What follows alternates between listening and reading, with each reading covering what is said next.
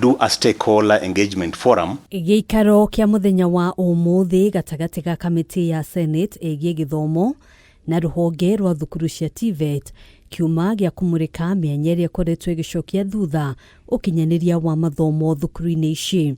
GIIKARO gĩkĩ gĩũkĩte thutha wa icera rĩa kamiti ĩno thukuru-inĩ cia TVET kaunti-inĩ 29 bũrũri-inĩ, mateta ma nyingĩ ciacio gukorwo itiganĩirio makĩyumĩria. So we want to understand what standards has national government set for purposes of TVETs and VTCs. How should a workshop look like? So before I start a TVET, shouldn't there be a minimum of the tools I'm going to use to deliver some skill? We will set up all these standards and we will, like he said, we'll leave them to you. We will avail the audit reports, some of which you might even be more aware of them, like you have said you have visited. But I beg to let this, of course we know that the implementers of all these standards and the regulations that we give is the county government. And the implementation space is where we could have a real problem.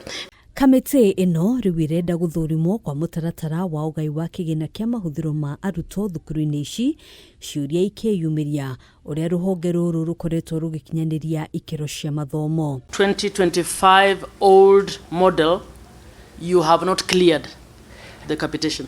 Yes, depending on the allocation that we were given, because we were only given 5.2 and the requirement was higher than that. Just answer. You either have given or you have not. Did every learner get all the 30,000? No. Thank you. So the government has to find a way, the same way they revised the funding model for universities, to also change the funding model for our TVETs. Otherwise, this youth bubble would continue to remain a reality. That very few people would go to KMTCs and TVETs and universities, and most of them would just be out there. Thĩinĩ wa mahũthĩro ma mwaka wa kigina 2025-2026 thukuru cia TVET cigaĩirwo kigina kia mũigana wa ciringi bilioni 7.7 kuria ciringi bilioni 5.2 cigaĩirwo scholarship na ciringi bilioni 1.4 cia ukuria wa thukuru ici. When we first started this new funding model, Madam Chair, and we got the scholarships and we got the help loans, there was no noise.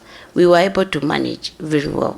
So would you help us leverage on the government to fund us and we will be comfortable? Handũ-inĩ ha KAMITII TV, njĩtagwo Ngina wa Wandĩro.